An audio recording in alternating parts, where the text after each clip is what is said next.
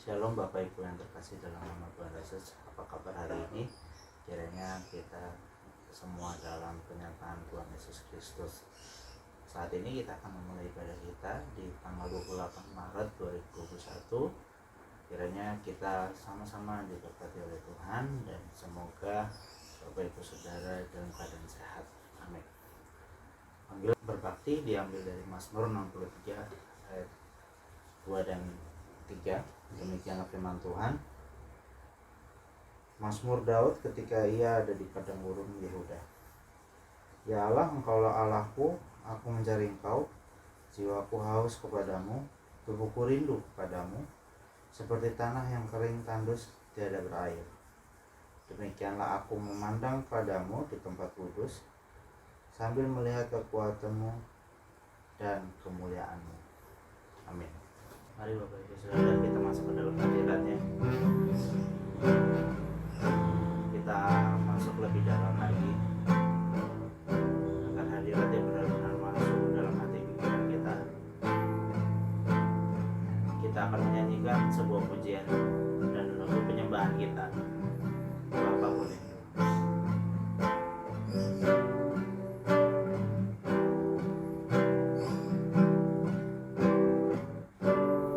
Bapakku rindu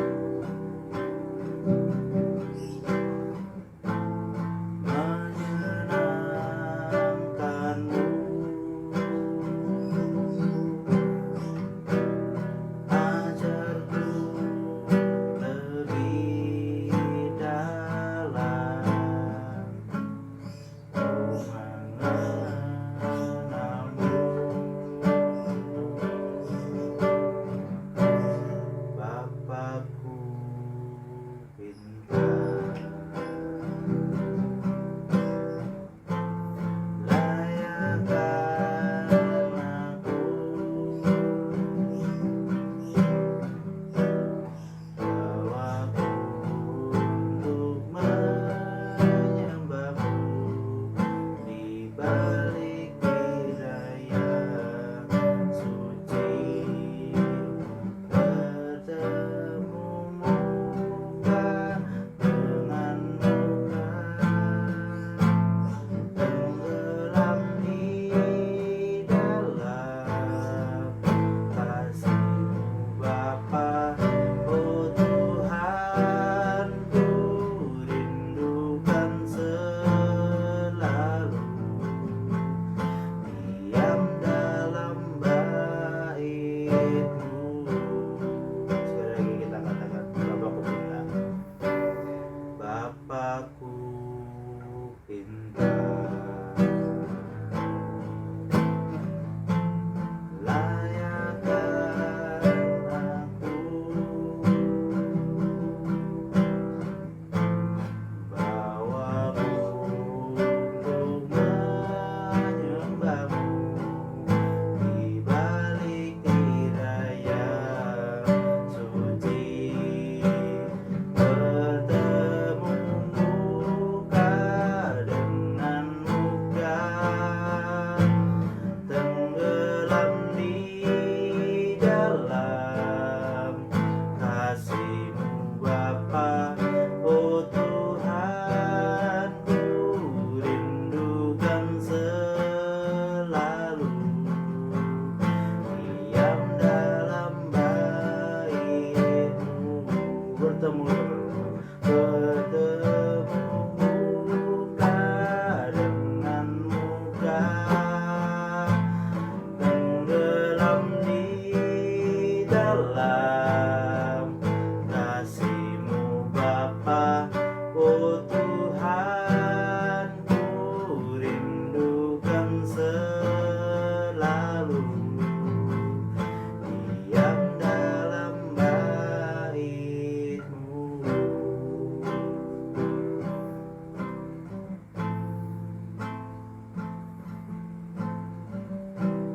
Tuhan Allah Bapa yang surga, Tuhan terima kasih atas berkat-Mu ya Tuhan. Kami mengucap syukur ya Tuhan karena Engkau telah memberikan kepada kami kesempatan ya Tuhan untuk beribadah pada pagi hari ini ya Tuhan. Kami mengucap syukur karena Engkau telah memberikan kepada kami hikmat yang luar biasa begitu besar kepada kami semua. hingga saat ini ya Tuhan kami bisa memuji dan memuliakan nama-Mu walaupun saat ini kami memulai secara daring ya Tuhan. Tapi kami percaya Tuhan bahwa kuasa-Mu yang begitu besar untuk kami semua, dan kami menyadari ya Tuhan bahwa banyak sekali kekurangan kami. Mungkin dalam setiap aktivitas kami memang kesini belum bisa 100% normal ya Tuhan. Tapi kami percaya Tuhan bahwa Tuhan akan memberikan titik terang kepada kami semua umat manusia di muka bumi ini. Walaupun saat ini pandemi masih terjadi ya Tuhan, tapi kami meyakini ya Tuhan bahwa semua akan berakhir ya Tuhan. Semua akan berakhir dengan indah. Ya Tuhan, pimpin ibadah kami dari awal pertengahan hingga akhir ya Tuhan. Agar kiranya Tuhan yang memberikan kuasa kepada kami semua supaya kami benar-benar tertuju padamu ya Tuhan. Kami benar-benar fokus hanya kepadamu ya Tuhan. Kami mengucap syukur ya Tuhan bahwa setiap hari kami mendapatkan berkat yang begitu besar kepadamu ya Tuhan, daripadamu. Kami juga berdoa ya Tuhan untuk Pak Pendeta yang akan menyampaikan kebenaran firman Tuhan, agar kiranya Tuhan memberikan garam pada lidahnya, garam kebenaran, dan Tuhan memberikan pikiran kami yang terbuka, agar kiranya kami benar-benar serius untuk memuji dan memuliakan nama Tuhan. Ya Tuhan, kami serahkan ibadah kami ke dalam tangan kuasa-Mu. Hanya di dalam nama-Mu kami berdoa dan bersyukur. Haleluya Bapa. Amin.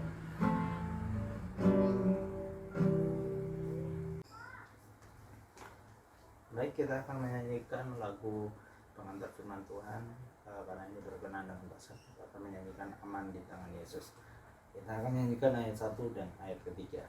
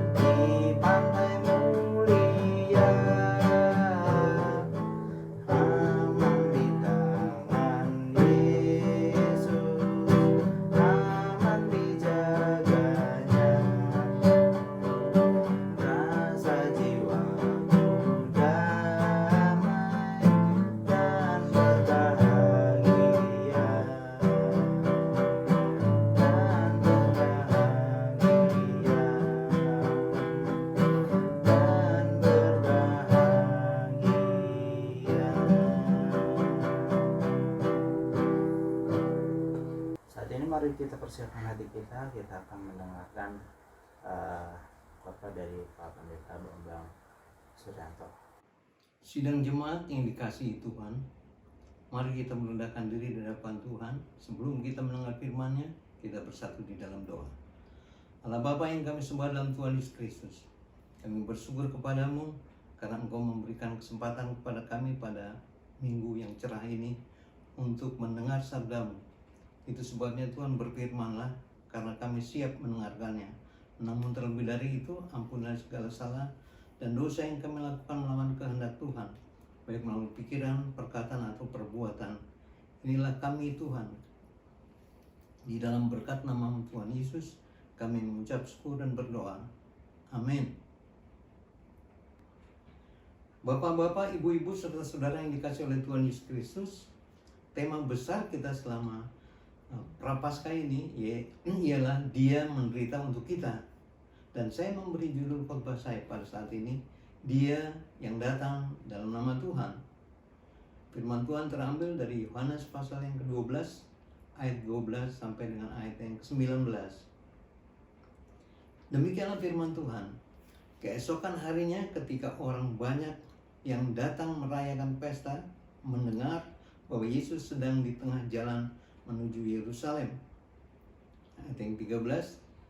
Mereka mengambil daun-daun palem dan pergi menyongsong Dia sambil berseru, Hosana, diberkatilah Dia yang datang dalam nama Tuhan, Raja Israel.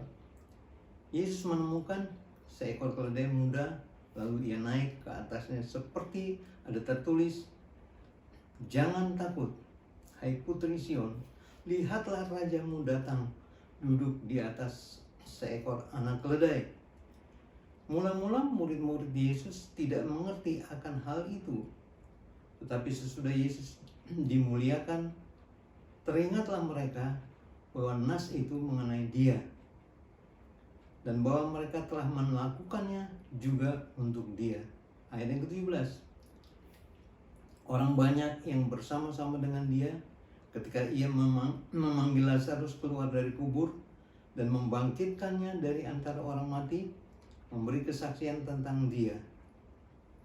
Sebab itu orang banyak itu pergi menyongsong Dia, karena mereka mendengar bahwa Ia yang membuat mujizat itu. Maka kata orang-orang Farisi seorang kepada yang lain, kamu lihat sendiri bahwa kamu sama sekali tidak berhasil. Lihatlah, seluruh dunia datang mengikut Dia. Saudara-saudaraku, hari ini orang Kristen memasuki Minggu Palem atau Minggu Palma, 5 hari sebelum penyaliban atau Jumat Agung, untuk mengingat dan merayakan peristiwa Yesus memasuki Yerusalem. Dia disambut dan dielulukan oleh orang banyak sebagai raja dengan melambai-lambaikan daun palma sambil berkata, Hosana, diberkatilah Dia yang datang dalam nama Tuhan, Raja Israel. Saudara-saudaraku, Yesus memasuki Yerusalem dengan menunggang seekor keledai. Yang dilakukan Yesus merupakan pengungkapan bahwa Ia adalah Raja Israel dan Mesias yang sudah dinubuatkan oleh Nabi Zakaria.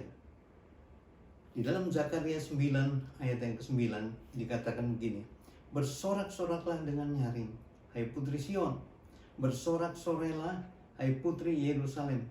Lihat, rajamu datang kepadamu. Ia adil dan jaya. Ia lemah lembut dan mengendarai seekor keledai beban yang muda. Kedatangan Yesus yang sederhana dan bukan dengan kemewahan sebagaimana raja pada umumnya, menunjukkan bahwa kerajaannya bukanlah kerajaan yang bersifat duniawi, dan Ia tidak datang untuk memerintah kerajaannya dengan kepaksaan dan kekerasan. Hal ini menunjukkan bahwa kerajaannya itu bersifat rohani. Jadi saudara-saudaraku, peristiwa ini, peristiwa minggu sebelum Jumat Agung, sudah dinubuatkan ratusan tahun sebelum digenapi oleh seorang nabi yang bernama Nabi Zakaria. Jadi saudara-saudaraku, kita dari pembahasan kebenaran firman Tuhan ini ada beberapa hal. Ada 3 hal yang akan kita pelajari. Yang pertama, Raja Israel ialah Tuhan. Yohanes 12 ayat 12 dan 13 berkata begini, keesokan harinya ketika orang banyak yang datang merayakan pesta mendengar bahwa Yesus sedang di tengah jalan menuju Yerusalem. Mereka mengambil daun-daun palem dan pergi menyongsong dia sambil berseru, "Hosana, diberkatilah dia yang datang dalam nama Tuhan, Raja Israel." Kita lihat sini, perbedaan yang membedakan. Raja-raja satu, raja-raja dunia dalam memperluas kerajaannya menggunakan berbagai cara untuk mencapai tujuannya, baik secara diplomasi, intimidasi, bahkan dengan kekuatan militer atau dengan perang.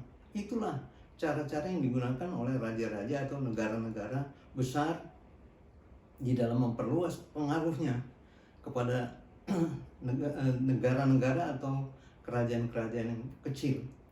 Tetapi tidak demikian dengan Yesus. Dia pribadi terbesar. Dia datang dengan kelemah lembutan. Dia datang untuk mengampuni dan untuk menjadi korban. Itulah misi yang diembannya. Bukan dengan kekerasan, tetapi belas kasihan, kerendahan hati, dan kerelaan untuk tunduk. Di dalam Filipi pasal 2 ayat 6 sampai dengan ayat yang ke-8, Rasul Paulus menjelaskan yang walaupun dalam rupa Allah tidak menganggap kesetaraan dengan Allah itu sebagai milik yang harus dipertahankan, melainkan telah mengosongkan dirinya sendiri dan mengambil rupa seorang hamba dan menjadi sama dengan manusia. Dan dalam keadaannya sebagai manusia, ia telah merendahkan dirinya dan taat sampai mati, bahkan sampai mati di kayu salib. Di sini saya ingin memberi penjelasan sedikit. Yesus setara dengan Allah karena dia adalah Allah itu sendiri. Tetapi dia tidak menganggap bahwa kealahannya itulah sebagai milik yang harus dipertahankan. Tetapi dia mengosongkan dirinya, berinkarnasi menjadi manusia, datang ke dalam dunia untuk apa? Untuk saudara dan saya. Tujuannya untuk apa? Supaya saudara dan saya selamat. Sehingga apa yang dilakukan oleh Tuhan Yesus Kristus, dia memberi contoh tentang ketaatan kepada saudara dan saya, kepada kita semua. Bagaimana dia menjalankan misinya, yaitu datang ke dalam dunia mencari orang-orang berdosa, lalu dia membayar, menebus orang-orang itu dengan apa? Dengan dirinya sendiri. Itu sebabnya dikatakan dia mengosongkan dirinya sendiri dan mengambil rupa seorang hamba dan menjadi sama dengan manusia. Padahal dia adalah Allah. Dan dalam keadaan sebagai manusia, ia telah merendahkan dirinya dan taat sampai mati, bahkan sampai mati di kayu salib. Pokok bahasan yang kedua, saya beri judul perjalanan menuju kematian. Saudara-saudara, kalau kita mengadakan perjalanan atau mengadakan tamasya, pasti kita mencari tempat-tempat yang indah, pemandangan-pemandangan yang indah, tempat-tempat yang ramai dan menyenangkan. Tapi berbeda dengan Tuhan Yesus Kristus. Matius menjelaskan di dalam Matius pasal 20 ayat 17 sampai dengan ayat 19, ketika Yesus akan pergi ke Yerusalem, ia memanggil ke-12 muridnya tersendiri dan berkata kepada mereka di tengah jalan, "Sekarang kita pergi ke Yerusalem, dan Anak Manusia akan diserahkan kepada imam-imam kepala dan ahli-ahli Taurat. Dan mereka akan menjatuhi dia hukuman mati. Dan mereka akan diserahkan kepada bangsa-bangsa yang tidak mengenal Allah, supaya ia diolok-olokkan, disesah, dan disalibkan." Saudara-saudaraku, siapa yang menghendaki Tuhan Yesus dianiaya? Siapa yang menghendaki bahwa Tuhan Yesus harus mati? Para imam-imam dan ahli-ahli Taurat, orang-orang yang notabene sangat mengerti tentang kebenaran firman Tuhan. Tetapi karena kalau Yesus dibiarkan dengan misinya, pasti orang-orang Yahudi akan mengikut dia dan mereka akan ditinggalkan. Jadi ada faktor kepentingan di sini. Saudara-saudaraku, sungguh sangat ironis. Yesus pergi ke Yerusalem untuk menyerahkan dirinya, untuk mati di kayu salib. Dia diolok-olok, dihina, dan disesah, kemudian disalibkan. Perbuatan manusia yang melakukan seperti ini adalah perbuatan orang-orang yang berdosa. Tetapi Tuhan Yesus tahu apa yang akan terjadi dengan mereka. Tapi Tuhan Yesus juga mengerti bahwa ini semua Dia lakukan untuk menggenapi apa yang sudah direncanakan oleh Allah. Bahwa keselamatan manusia hanya bisa terjadi karena pengorbanan Yesus Kristus di kayu salib. Bahkan darahnya yang tercurah membasuh, ibaratnya membasuh orang-orang berdosa supaya mereka diselamatkan. Sangat ironis sekali bahwa Yesus pergi ke Yerusalem untuk mati. Itu sebabnya perjalanan yang mengundang maut. Saudara-saudaraku yang dikasih oleh Tuhan Yesus Kristus, saya percaya di antara kita tidak ada yang seperti itu.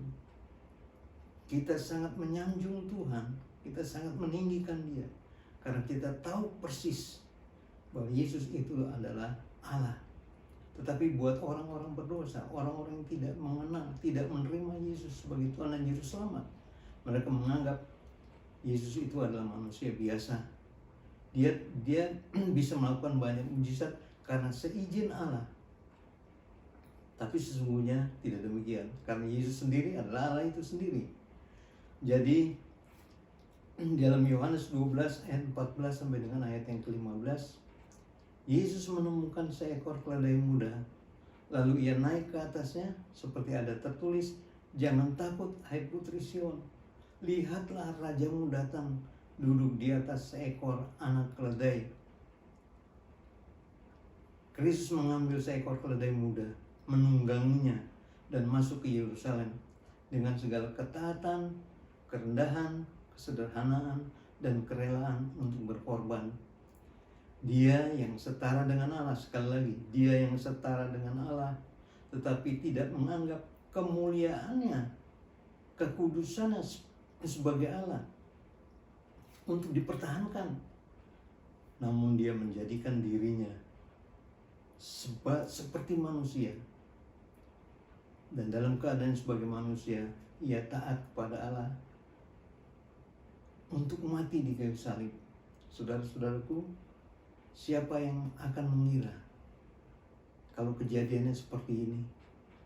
Kita manusia tidak tahu, tetapi Allah tahu, karena ini adalah rencananya, bahwa Yesus harus mati di kayu salib, dan darah yang tercurah membasuh dosa setiap orang yang menerima Dia sebagai Tuhan dan Juru Selamatnya. Saat ini kita akan masuk pada pokok yang ketiga, pokok bahasan yang ketiga, yaitu harga sebuah ketaatan. Yohanes pasal 12 ayat 17-19 mengatakan begini, "Orang banyak yang bersama-sama dengan Dia ketika Ia memanggil Lazarus keluar dari kubur dan membangkitkannya dari antara orang mati, memberi kesaksian tentang Dia. Sebab itu orang banyak itu pergi menyongsong Dia, karena mereka mendengar bahwa Ia yang membuat mujizat itu." Maka kata orang-orang Farisi seorang kepada yang lain, "Kamu lihat sendiri bahwa kamu sama sekali tidak berhasil. Lihatlah seluruh dunia datang mengikut Dia." Sampai di sini saya akan memberi penjelasan sedikit. Saudara-saudaraku, Yesus yang adalah Allah sendiri, Dia datang ke Yerusalem untuk apa? Untuk menyerahkan dirinya. Untuk apa Dia menyerahkan dirinya? Untuk mati. Bayangkan saudara-saudaraku, harga sebuah ketaatan itu memang sangat luar biasa sekali. Yesus datang tidak untuk menghakimi, tetapi untuk menyelamatkan. Dia datang membawa pesan damai dan keselamatan, bukan penghakiman. Dan Yesus tetap setia pada misi yang diembannya, walaupun Dia tahu bahwa ancaman pembunuhan membayangi Dia tetap masuk ke Yerusalem dengan segala kesederhanaannya. Dia tetap mengarahkan langkah kakinya menuju kematiannya yang menyelamatkan kita. Jadi kematian Yesus Kristus menyelamatkan saudara dan saya. Jadi salib adalah harga dari sebuah ketaatan. Dia datang untuk membawa keselamatan dan pengampunan, kelemah lembutan, dan damai sejahtera. Saudara-saudaraku, sampai di sini saya ingin diberi penjelasan sedikit bahwa Yesus tahu. Itu sebabnya ketika dia berdoa di Taman Getsemani, karena dia sebagai manusia, dia merasa bahwa ini sangat berat sekali. Kalau saudara tahu kapan kematian saudara, kalau saudara tahu bagaimana saudara menghadapi kematian itu dan bagaimana sakitnya kematian itu, itulah yang dirasakan oleh Tuhan Yesus ketika dia di Taman Getsemani. Dia berdoa, "Ya Bapa, kalau boleh cawan ini berlalu daripadaku, tetapi jangan kehendakku, kehendakmu lah yang terjadi." Lihat betapa Yesus tahu persis bagaimana yang akan dialaminya, tetapi dia tetap taat kepada Allah karena dia tahu pengorbanannya akan menyelamatkan banyak orang. Pengorbanannya akan membuat orang diperdamaikan dengan Allah. Jadi saudara-saudaraku yang dikasihi oleh Tuhan Yesus Kristus, tidak ada cara lain bagi kita untuk bisa mendapat keselamatan dari Tuhan selain menerima Dia sebagai Tuhan dan Juru Selamat. Saya akan memberikan ilustrasi sedikit yang saya ambil dari YouTube. Ialah Eddie, seorang yang terang-terangan menyebut dirinya ateis, menjalani seluruh hidupnya selama 50 tahun dengan menyangkal keberadaan Allah. Kemudian dia sakit keras dan kondisi kesehatannya berangsur-angsur memburuk. Saat Eddie terbaring menanti ajalnya, hampir setiap hari ia dikunjungi beberapa teman Kristennya saat masih di SMA. Mereka memberitahukan lagi kepadanya tentang kasih Kristus. Namun semakin dekat pada kematiannya, Eddie tampak semakin tak berminat mengenal Allah. Pada satu hari Minggu, ada seorang pendeta berkunjung. Secara mengejutkan, Eddie berdoa bersama sang pendeta dan mohon pengampunan serta keselamatan kepada Yesus. Beberapa minggu kemudian ia meninggal. Saudara-saudaraku yang dikasihi oleh Tuhan Yesus Kristus, Eddie menyangkal Kristus selama 50 tahun. Dan dia hanya punya waktu 2 minggu untuk mengasihi dan mempercayai Dia. Namun karena imannya, ia mengalami kehadiran, kemuliaan, kasih, keagungan, kebaikan dan anugerah Allah yang sempurna. Seperti kita ingat bagaimana waktu Tuhan Yesus disalib, ada penyamun yang di sebelah kiri kanannya, yang satu berkata, "Kalau engkau memang adalah anak Allah, selamatkanlah dirimu dan juga kami." Tetapi penyamun yang di sebelahnya lagi berkata begini, "Kalau kita diperlakukan seperti ini, kita disalib, itu hal yang biasa, yang wajar, karena kita adalah orang yang berdosa. Tetapi Dia tidak mengenal dosa. Itu sebabnya dikatakan kepada Tuhan Yesus, 'Ya Tuhan, ingatlah aku ketika engkau datang sebagai Raja.'" Apa yang dikatakan oleh Tuhan Yesus Kristus? "Saat ini juga engkau bersama dengan aku di Firdaus." Saudara-saudara, bukan berapa lama kita percaya kepada Tuhan Yesus, tapi bagaimana keadaan kita ketika kita menjelang maut menjemput kita. Eddie menyangkal Kristus selama 50 tahun. Dan ia hanya punya waktu 2 minggu untuk mengasihi dan mempercayai Yesus. Namun karena imannya, ia mengalami kehadiran, kemuliaan, dan kasih, keagungan, kebaikan, dan anugerah Tuhan yang sempurna. Sama seperti penyamun itu tadi, yang dikatakan oleh Tuhan Yesus, "Saat ini juga engkau bersama aku di Firdaus." Saudara-saudara, banyak kesaksian di antara kita. Pasti kesaksian itu berbeda-beda. Bagaimana perjumpaan kita dengan Tuhan, bagaimana kita merasakan kehadiran Tuhan di dalam kehidupan kita, dan bagaimana kita tahu persis bahwa ketika kita mengaku segala salah dan dosa kita, Allah itu setia dan adil. Dia akan mengampuni segala salah dan dosa kita dan akan menyucikan kita dari segala kejahatan. Firman Tuhan berkata demikian. Itu sebabnya mari jangan pernah kita membiarkan diri kita hanyut oleh kemewahan dunia ini. Jangan biarkan diri kita terbuai dengan apapun yang ada dalam dunia ini, karena segala sesuatunya itu bersifat sementara. Tapi ketika kita menerima Yesus sebagai Tuhan dan Juru Selamat, walaupun kita menderita di dalam kehidupan ini, walaupun kita tidak diperhitungkan oleh orang-orang dunia ini, bahkan oleh sahabat-sahabat kita sendiri, oleh orang-orang yang sangat dekat dengan kita dilecehkan. Tetapi ingat, ada satu kuasa yang senantiasa menyertai kita. Ia merasakan apa yang kita rasakan, karena dia diolok-olok, dia disesah dan disalibkan. Untuk siapa? Untuk saudara dan saya. Jadi tidak ada hal lain yang dapat kita lakukan selain kita menyerahkan hidup kita sepenuhnya kepada Tuhan. Dan dia yang berjanji adalah setia. Ketika Tuhan Yesus katakan, pergilah ke seluruh dunia dan beritakanlah Injil. Siapa yang menerima akan diselamatkan, tetapi orang yang tidak menerima akan dihukum. Perhatikan saudara-saudaraku, setiap orang diberi kesempatan oleh Tuhan untuk mengenal Tuhan. Dengan cara apapun dia mengenal Tuhan itu tidak penting. Yang penting adalah ketika kita membuka hati kita, menyerahkan hidup kita kepada Dia, Dia akan hadir di dalam kehidupan kita. Karena Dia selalu mengatakan hal demikian. Di dalam Matius 3 ayat 20 dikatakan, tengok aku berdiri di muka pintu dan mengetok.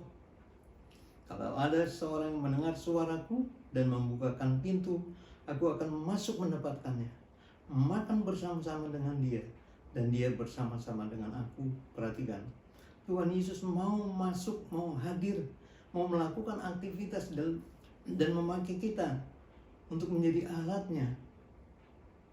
Tetapi seringkali kita tidak mau melakukan itu. Seringkali kita malah menganggap bahwa orang yang terlalu suci, orang yang terlalu sering ke gereja adalah orang yang suci, sehingga kehidupannya tidak bervariasi, kehidupannya sangat norak. Kalau orang modern bilang kehidupannya sangat norak, selalu berdoa, selalu baca firman, nggak ada hal yang lain yang dilakukan. Itulah ejekan, olok-olokan orang dunia ini. Tetapi di balik semuanya itu ada satu hal yang tersedia bagi saudara dan saya. Karena kita sudah dinubuatkan oleh Tuhan, Dia mengenal kita sebelum kita diciptakan, Dia tahu persis apa yang akan terjadi dengan kita, dan Dia tahu bahwa pada akhirnya ketika kita menerima Dia, Dia menganggap kita sebagai anaknya. Kita diterima oleh Tuhan sebagai anak-anaknya. Karena apa? Dia mau supaya dia berada pada nantinya. Di situ juga kita ada bersama-sama dengan Dia. Itulah Allah yang kita sembah dalam Tuhan Yesus Kristus. Dia datang untuk menderita bagi saudara dan saya. Dia datang dalam nama Tuhan, karena Dia sendiri adalah Tuhan itu. Jadi apa yang harus kita lakukan? Selalu mengingat pengorbanan Yesus. Dia diserahkan kepada bangsa-bangsa yang tidak mengenal Allah, supaya Dia diolok-olok, disesah, disalibkan, dan mati. Untuk apa? Untuk menyelamatkan saudara dan saya. Betapa berharganya kita bagi Tuhan. Karena bukan saja kita diangkat sebagai anak-anaknya, tapi kita dijadikan kawan sekerjanya. Untuk apa? Memberitakan berita keselamatan. Yaitu setiap orang yang menerimanya diberi kuasa supaya menjadi anak-anak Allah. Dan setiap orang yang menerimanya dijamin oleh Tuhan bahwa dia akan bersama dengan Tuhan di dalam kerajaannya. Jadi saudara-saudaraku yang dikasihi oleh Tuhan Yesus Kristus, Mari kita amini kebenaran firman Tuhan ini, supaya hidup kita betul-betul ada di dalam kebersamaan dengan Dia. Karena ketika kita melepaskan diri dari Dia, kita tidak mempunyai pengharapan lagi. Tetapi ketika kita berpegang erat kepada Dia, kita memegang erat Dia dan mengikuti apa yang Dia arahkan di dalam kehidupan kita, pasti itu adalah yang terbaik. Walaupun kita harus menderita untuk sesaat, tetapi apabila dibandingkan penderitaan kita sekarang dengan kemuliaan yang akan kita terima, sangat jauh berbeda. Karena apa? Kemuliaan yang kita terima adalah tinggal bersama dengan Dia di dalam kerajaan surga selama-lamanya. Saya melihat di YouTube ada seorang tua yang sudah selesai divaksin COVID-19. Di umurnya 100 tahun, saudara-saudaraku. Sangat luar biasa.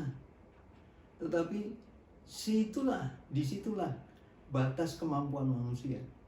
Selebihnya Alkitab bilang dia akan mengalami penderitaan karena dia tidak bisa apa-apa lagi. Dari umur 0 tahun sampai 100 tahun, itulah kebahagiaan duniawi kita. Tetapi untuk tinggal bersama Tuhan di surga selama-lamanya, ketika kita dipanggil oleh Dia, pada saat itu juga kita akan bersama dengan Dia. Saya percaya kita semua merindukan hal itu. Amin. Itu sebabnya mari kita mengaminkan bahwa apapun yang Tuhan perbuat dalam kehidupan kita adalah baik. Terima kasih, Tuhan Yesus memberkati. Terima kasih kepada Bapak Pendeta Bambang atas khotbah yang diberikannya. Kiranya Tuhan memberikan kekuatan bagi kita. Pada saat ini kita akan memulai untuk memberikan sebagian dari berkat kita yang Tuhan sudah sediakan bagi kita sepanjang hari ini. Dan untuk saat ini, jika Bapak Ibu Saudara yang terdekat dari pastori, silakan untuk menitipkan persembahan dan perpuluhannya di pastori gereja di Kunciran. Dan apabila Bapak Ibu yang belum ada, masih jauh dari lokasi pastori, bisa mengirimkan ke rekening BRI di 2136016057 19 508. Saya ulangi, 213601605719 508. Dan saat ini kita akan masuk dalam panggilan memberi kita, Matius 6 ayat 19 sampai ke 21. Janganlah kamu mengumpulkan harta di bumi ngengat dan karat merusaknya, dan pencuri membongkar serta mencurinya. Tetapi kumpulkanlah bagimu harta di surga ngengat dan karat tidak merusaknya, dan pencuri tidak membongkar serta mencurinya. Karena di mana hartamu berada, di situ juga hatimu berada. Mari saudara-saudaraku, kita berdoa persembahan dan perpuluhan. Tuhan Allah Bapa kami yang berkata di kerajaan surga, Tuhan Yesus, kami mengucap syukur dan berterima kasih karena Tuhan sudah memberikan kepada kami keselamatan, kesehatan, kekuatan, kesabaran yang Tuhan Yesus berikan kepada kami pada pagi hari ini. Di tengah-tengah ibadah kami ya Tuhan Yesus, kami akan memberikan persembahan dan perpuluhan walaupun kami tidak bisa berkumpul di gereja untuk memuji dan memuliakan nama-Mu, tetapi kami masih bisa ya Tuhan beribadah melalui online. Dan Tuhan Yesus berkatilah persembahan perpuluhan kami, agar supaya persembahan perpuluhan kami menjadikan rupa harum di gereja kami Kunciran. Jadikanlah ya Tuhan persembahan dan perpuluhan kami ini menjadikan memperluas kerajaan-Mu. Kiranya Tuhan berkatilah saudara-saudara semua yang memberikan persembahan dan perpuluhan ataupun yang belum memberikan persembahan dan perpuluhan. Kiranya Tuhan Yesus berkatilah mereka. Dan juga kami berdoa untuk semua saudara-saudara kekasih kami, berkatilah mereka keselamatan juga kesehatan dimanapun mereka berada. Hanya di dalam nama-Mu Tuhan kami mohon ampun atas segala kesalahan, kekurangan, kelemahan kami. Haleluya Bapa, amin. Terima kasih kepada Bapak Ibu Saudara yang telah memberikan perpuluhan dan persembahannya. Dan terima kasih juga atas Bu Endang atas doa persembahan perpuluhannya. Watta dan informasi gereja pada hari ini adalah doakan untuk petugas medis, kemudian untuk pendeta dan keluarga jemaat siapapun antar denominasi yang saat ini terkena dampak COVID-19, baik yang sudah pulih ataupun yang saat ini sedang mengalami yang perlu diisolasi mandiri ataupun yang saat ini di rumah sakit, agar kiranya kita doakan terus agar mereka mendapatkan cepat pemulihan, dan Tuhan pasti menyembuhkan segala sesuatunya, dan kita percaya bahwa COVID akan bisa reda. Kemudian untuk seputar Paskah, untuk tanggal 2 April kita akan ada ibadah Jumat Agung dan perjamuan di rumah kita masing-masing jam 3 sore. Diadakan di rumah masing-masing, dan bagi Bapak Ibu Saudara bisa menyiapkan roti ataupun roti tawar ataupun biskuit kalau memang tidak ada, bisa sediakan itu di rumah. Dan untuk anggur bisa menyediakan sirup dan atau teh yang bisa dikonsumsi bersama-sama untuk ibadah perjamuan nanti jam 15 sore, berarti hari Jumat Agung tanggal 2 April kita akan ibadah online.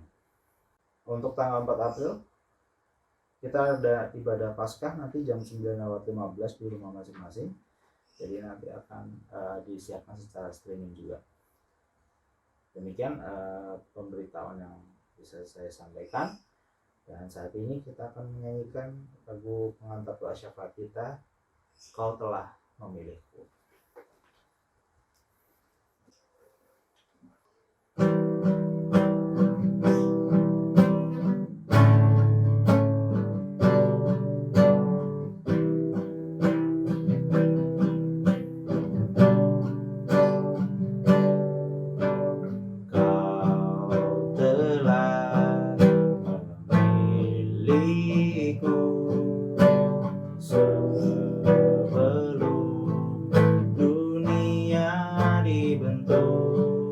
Betapa aku bersyukur padamu, ya Tuhan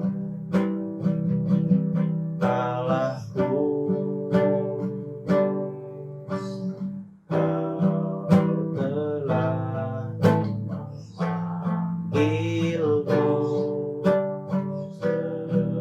sebagai alat kerajaanmu. Betapa aku bersyukur padamu atas perbuatanmu.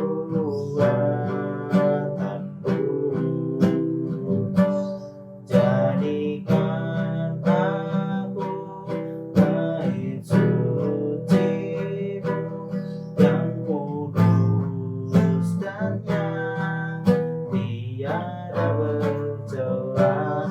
Jadikan aku mesbah doa-Mu bagi keselamatan bangsaku. Kau telah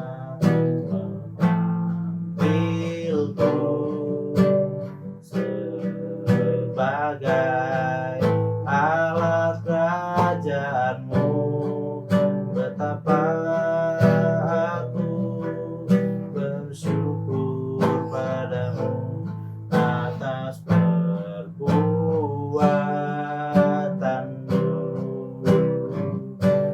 Jadikan aku bait suci-Mu yang kudus dan yang tiada bercela.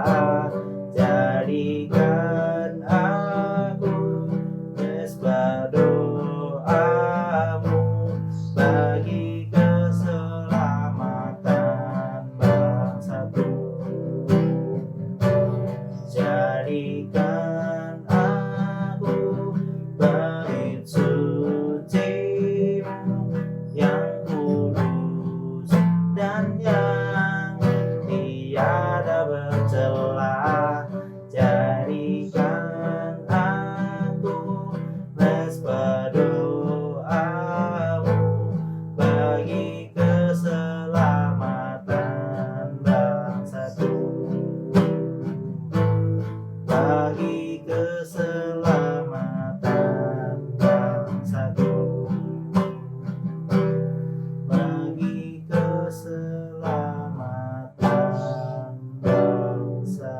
Saat ini kita akan berdoa syafaat yang dipimpin oleh Ibu Endang. Selamat pagi Bapak dan Ibu, saudara sekalian di Gereja Baptis Kunciran. Kita bersatu doa syafaat, saling memanjatkan doa untuk saudara-saudara kekasih kami. Tuhan Allah Bapa kami yang bertata di kerajaan surga, Tuhan Yesus, kami mengucap syukur dan terima kasih atas keselamatan kesehatan yang Tuhan Yesus berikan kepada kami, sehingga kami bisa bangun dengan selamat dan sehat. Bapa di surga, kami berdoa untuk bangsa dan negara kami, terutama dari jajaran Bapak Presiden sampai ke RT RW, kiranya Tuhan Yesus, kami mengucap syukur bahwa mereka sudah Tuhan berikan keselamatan juga kesehatan.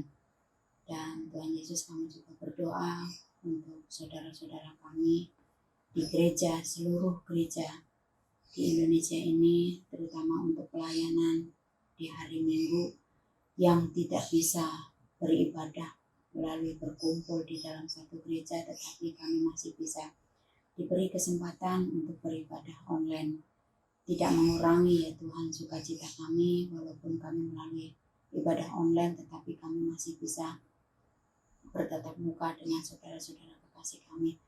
Kami berdoa untuk seluruh gereja-gereja dimanapun mereka berada, terutama berikanlah ya Tuhan keselamatan kesehatan agar supaya mereka tetap dalam satu kesatuan untuk melayani Engkau ya Tuhan. Berikanlah mereka ya Tuhan kesehatan yang luar biasa yang datang dari Tuhan Yesus. Kami berdoa untuk saudara-saudara kekasih kami yang terpapar COVID-19.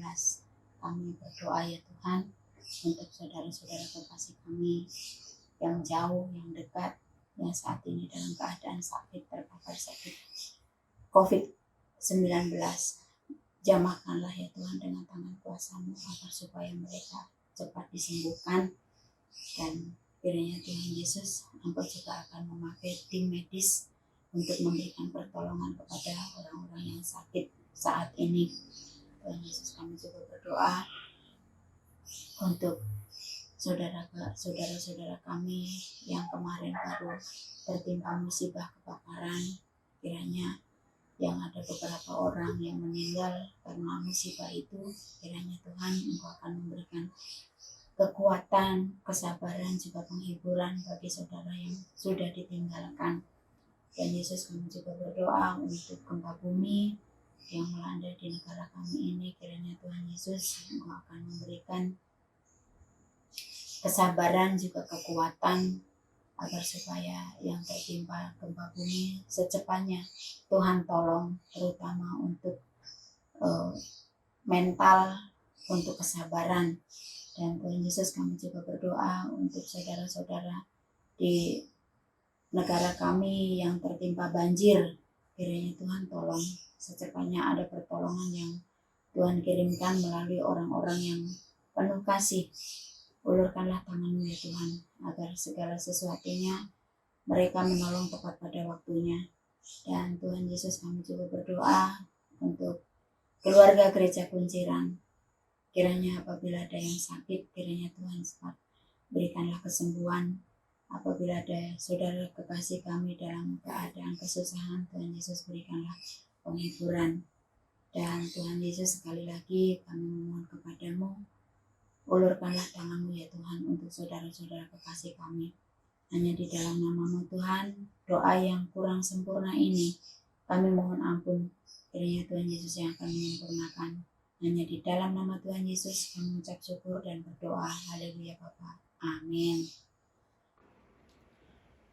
Terimalah berkat dari Tuhan, kasih karunia Allah Bapa, dan damai sejahtera dari Tuhan Yesus Kristus, kuat kuasa, pimpinan, dan penyertaan Roh Kudus menyertai saudara sekalian dari saat ini sampai Tuhan Yesus datang untuk yang kedua kali.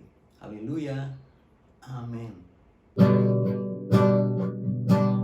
Kau besar, perbuatan-Mu ajaib, tiada seperti Engkau.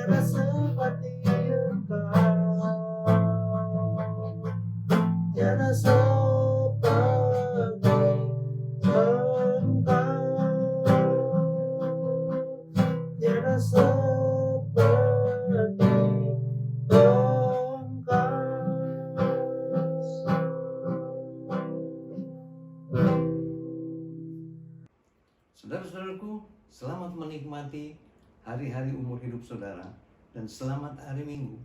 Tuhan Yesus memberkati. Amin.